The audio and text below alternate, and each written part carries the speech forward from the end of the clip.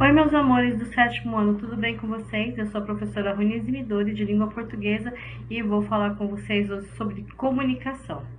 Eu vou deixar vocês analisando um pouco da sintaxe, os termos essenciais da oração em casa, dando tempo para assimilar tudo aquilo de informação que eu deixei das 3 primeiras aulas, e vou dar um pouquinho de informações sobre comunicação, que é o nosso assunto de hoje.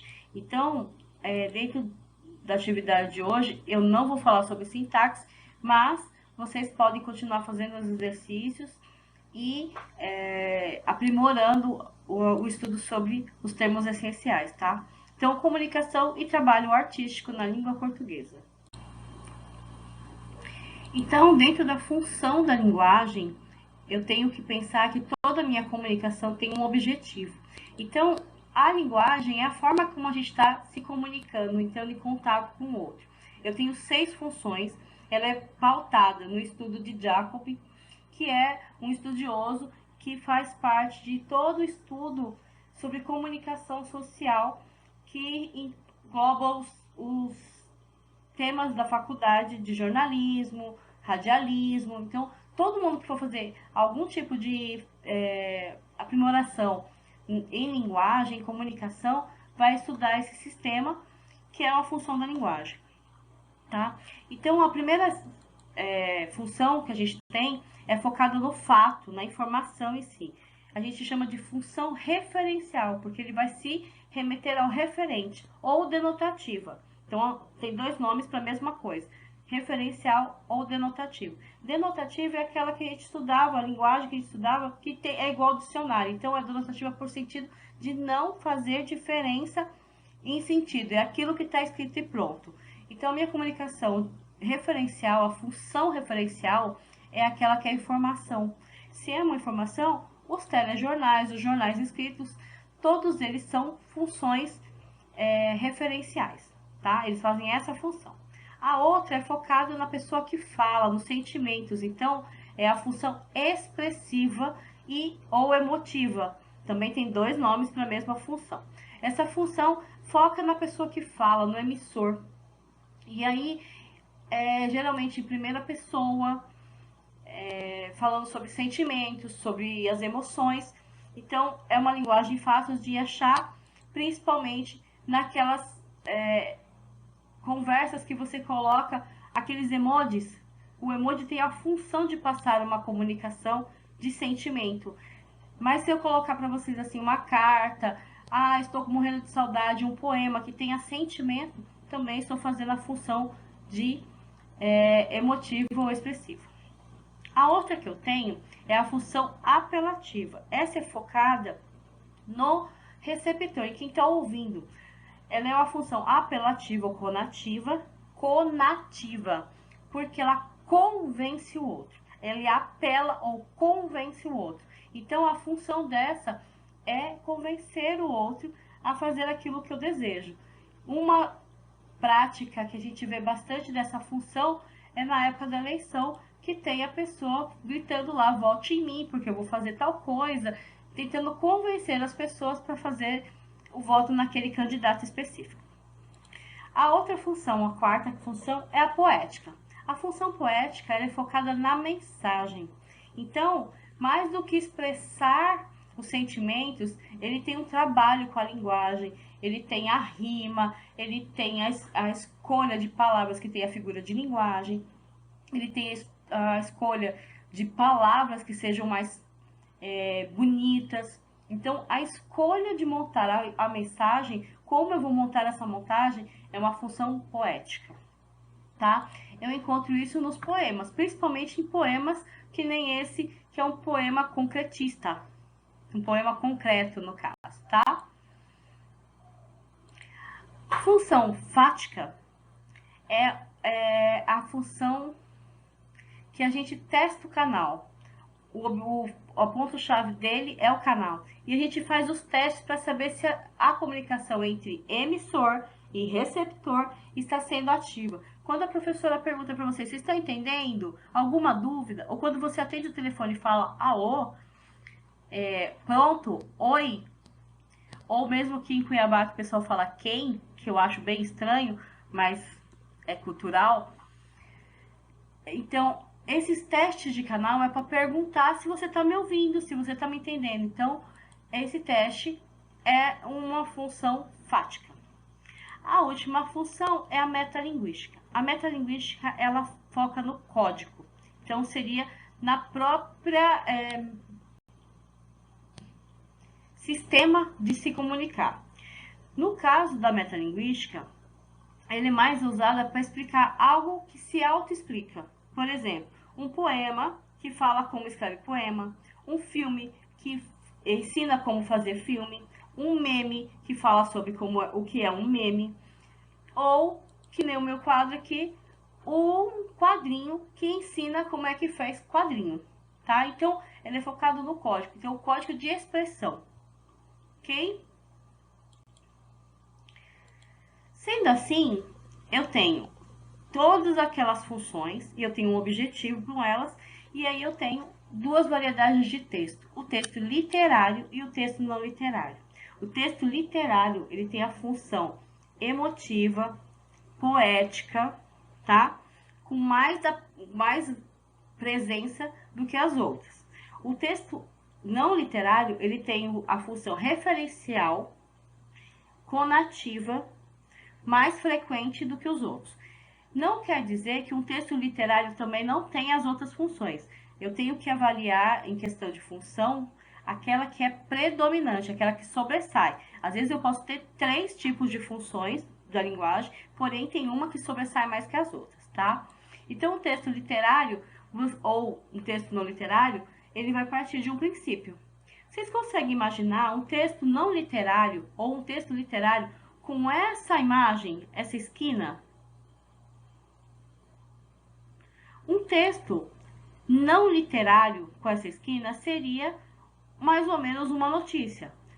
Um laudo da Defesa Civil de Cuiabá concluiu que uma rua localizada na esquina da Rua Barão de Melgaço com a Rua Tiago Pereira tem risco de desabamento. Então, eu vou falar dessa esquina de modo factual. De fato, nessa rua, com essa rua, na esquina, tem uma casa que vai cair e que a Defesa Civil chamou o proprietário. Não tem nenhum trabalho de linguagem, é fato. Mas, em compensação, uma pessoa com mais capricho na escrita pode transformar essa esquina em algo diferente. Subitamente, na esquina do poema, duas rimas olham-se atônicas, comovidas, como duas irmãs desconhecidas. Então, você vê que Mário Quintana, que é um poeta, conseguiu transformar essa esquina, que era um fato até o texto anterior, em algo mais poético, lembrando que numa esquina da poesia, do poema, duas rimas se encontraram, se chocaram, ficaram comovidas uma com a outra e se tornaram íntimas. Tem que lembrar também que assim, ó, é poema, essas questões de rima, tá? Porque a poesia existe em qualquer lugar. Poesia é aquilo que te comove, é aquilo que te provoca encantamento. Então, há poesia em todas as coisas. Independente de ter a arte trabalhada, se você consegue se emocionar com o texto escrito, mesmo que ele não tenha rima, ele seja em prosa, que é o caso dos romances, há poesia ali. O poema é aquele que é verso, verso, verso, verso, o conjunto de verso uma estrofe, tá? Então tem essa diferença. Poema, então, e prosa são coisas diferentes. E agora eu vou explicar para vocês. Poesia já em qualquer trabalho com a palavra que te comove, que te chama a reflexão. Então, eu tenho poesia nisso, quando me comove, me deixa sentimental, então eu tenho poesia. O poema é o trabalho em rima ou em estrofes e versos. Eu não preciso rimar tudo, mas eu preciso trabalhar em versos e estrofes, conjuntos. A prosa já é um texto narrativo, uma questão de contar uma história e que tenha a emoção presente nele. Os textos que vocês costumam ler de narrativa são os paradidáticos. Era Poliana, no primeiro livro, e agora está sendo o Sensor Game. Então, eu trouxe um pedacinho de Poliana aqui, que ela conta do jogo do contente e que é fácil a gente olhar e conseguir coisas quando a gente joga e percebe essa questão da bondade no outro. A questão do poema, eu preciso lembrar que ele tem obrigatoriedade de ser verso e estrofe, mas não de ter rima. E como diz Fernando Paixão, ele tem que convidar pelo som e pela imagem que eu produzo aqui a leitura. Então, como eu começo a recitar um poema e que você fica conseguindo imaginar e sentir, é porque eu estou dando certo na minha leitura. Então, aqui eu tenho o poeta é um fingidor, finge tão completamente que chega a fingir que é dor, a dor que devera sente. Então, Fernando Pessoa diz que o poeta finge tão bem, mas tão bem, que ele sente a dor que às vezes nem é dele, tá? E que a gente acredita, ok? Tipos de rima. Lembrando que não é obrigatório as rimas em poemas. Eu tenho algumas assim que são mais comuns, tá? E aí eu vou mostrar para vocês.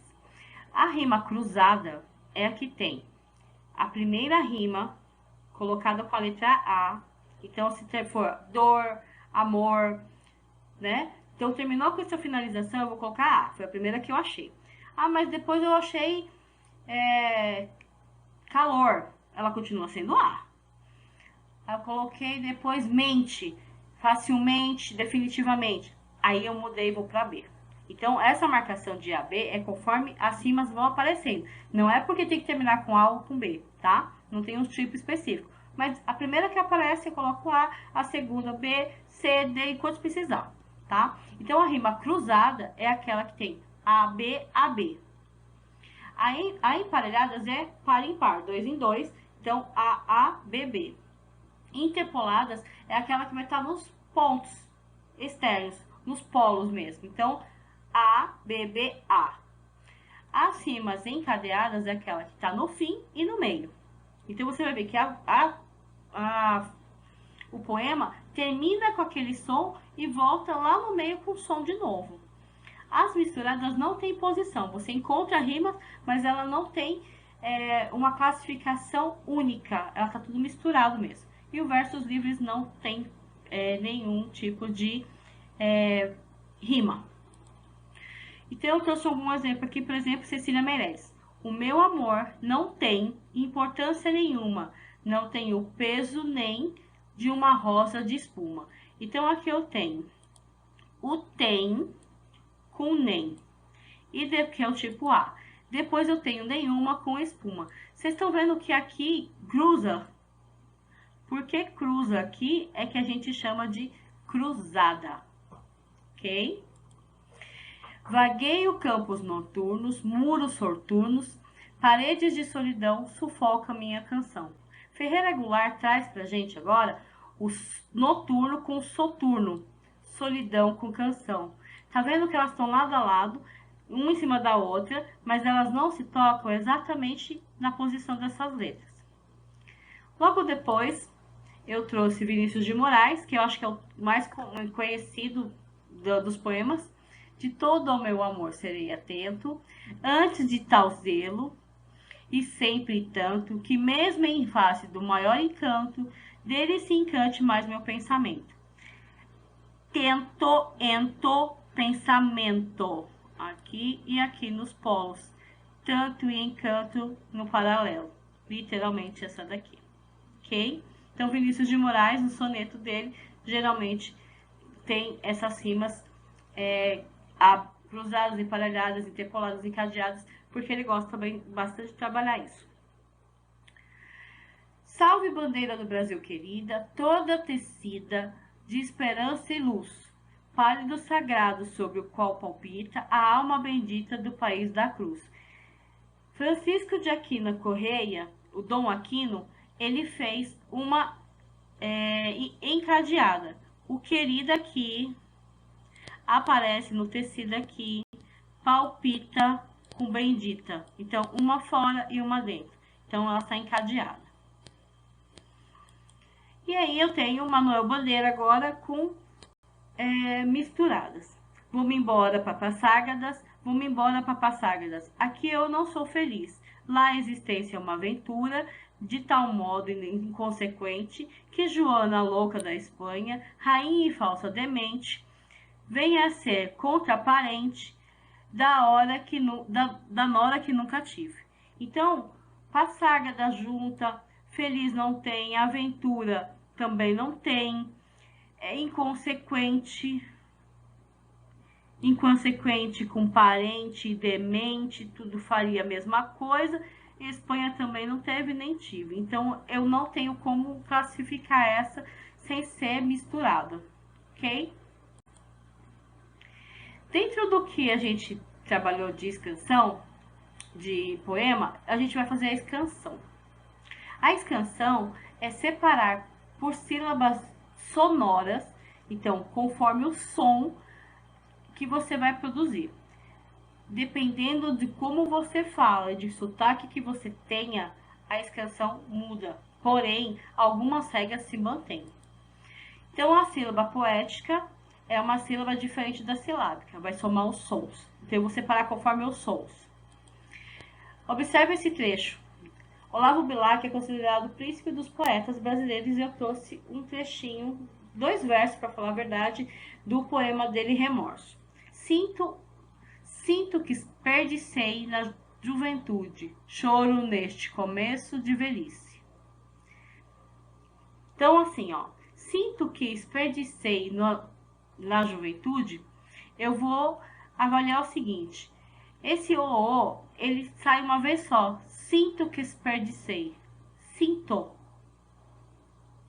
O o não aparece, porque ele já fica perto do outro, sai tão perto que não dá para sentir. Então, sinto que eu desperdicei na juventude, choro neste começo de velhice. Então, esse aqui seria junto, esse o junta com o outro. O que e o e também vão se juntar, que desperdicei. Você não fala que desperdicei. Quando você fala rápido, é que desperdicei, parece que tá tudo junto. Então, esse também é um ponto que se une. Essa letra maiúscula que eu coloquei é os pontos mais altos, as silábicas, as tônicas, né? Então, a sílaba tônica. Sinto que desperdicei na juventude. Então, sei e o tude são sílabas tônicas. E o D é assim, toda vez que eu conto as sílabas poéticas, quando eu chego na última tônica da palavra, eu paro e ignoro o que tiver. Não me importa que aqui vai ter 10 sílabas ainda. Se não tiver nenhuma tônica, eu vou parar de contar na última tônica, tá?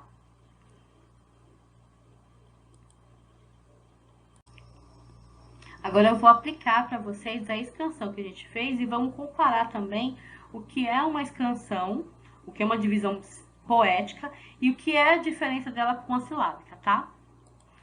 Então, eu tenho o mesmo verso de lá, com as vogais que vocês já viram, por que eu marquei e tal. Mas agora eu vou mostrar para vocês como é que ficaria se fosse um exercício. Se eu fosse separar por questão poética, divisão poética, eu vou fazer igualzinho eu faço na escola. Quebra aqui, corta, corta, corta, fazendo como se fosse lá na sala de aula. Sinto que desperdicei na juventude. Reparem que eu comecei aqui eu juntei os dois, aqui eu juntei também, né? Aqui eu mantive o meu som mais forte e o tude, que foi a última sílaba tônica, daqui para frente eu não contei mais. Essa regra é inevitável. Soma-se as vogais com certeza e conta-se as mais tônicas da frase, do verso, tá?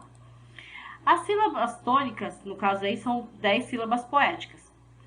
E esse ritmo tônico, que essas posições tônicas, faz o meu ritmo sonoro, o esquema rítmico. Então, é o esquema rítmico 10, porque tem 10 sílabas, sendo que o 6 e o 10 são os mais sonoros. Mas e se fosse numa divisão silábica? Então, eu teria, ó, sinto que desperdicei na juventude. 13 sílabas diferentes de poética. Tome bastante cuidado, que isso é uma coisa que a gente costuma confundir bastante, tá? Agora, depois de estudar o que é uma escansão, qual é o texto literário, qual é os tipos de rima, é a hora de vocês treinarem. Então eu vou deixar para vocês se deliciarem um pouco com a poesia que existe nas coisas e me encontrar depois para tirar dúvida. Um beijo para vocês e até a próxima aula.